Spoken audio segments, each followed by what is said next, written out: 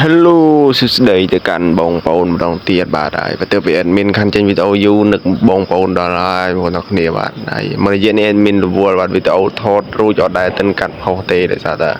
រវល់ហើយនេះសកម្មភាពពេលល្ងាចមកដក champion បាទនៅជុំបាត់វិញជុំវិញទៀតមកថាទេសភាព everyone បងប្អូនស្អាតមែនតើហើយទៅពីយើងថតរួចយើងក៏កាត់ចូលត្រង់វាលើក champion បងប្អូនគ្នាបាទហើយយើងលើកហ្នឹងគឺលើកពេលកេះហ្មងអ្នកគ្នាហើយអត់មានអ្នកកាន់កាមេរ៉ាឲ្យទេគឺមានតែខ្លួនឯងហ្នឹងហើយអ្នកកាន់កាមេរ៉ាបងប្អូនអ្នកគ្នាហើយថតរៀងឡើងទៀតហើយអធិស្ឋានចំពោះការមើលផងបងប្អូនអ្នកគ្នាបាទហើយ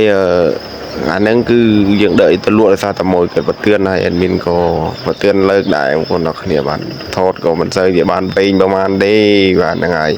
ត្រូវថាតែ admin blog ហ្នឹងគឺវីដេអូមិនដែរវែងទេខ្លីៗទេមុន admin តែងថតវីដេអូវែងតែឥឡូវថតវីដេអូខ្លីហើយចំពោះ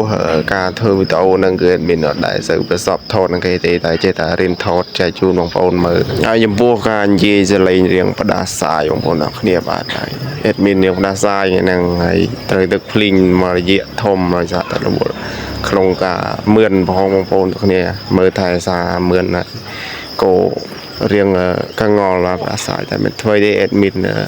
ត្រង់តែនេះគឺឲ្យសកម្មភាពមេកោថតឲ្យបងប្អូនគ្នាបាទហើយចំពោះការថតនឹងជាស្រ័យចំពោះថតចំបរិយបងប្អូនតែ admin អត់ដឹងកាត់ល្មិចទេតែហ្នឹងគឺឲ្យថតចំមុខតែបាទថតចំមុខទេថតឯណានឹងស្គី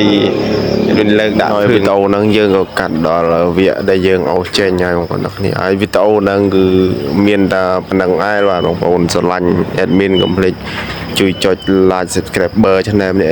admin ម្នាក់មួយផងបាទនិយាយជាមឿនបាទហើយហ្នឹង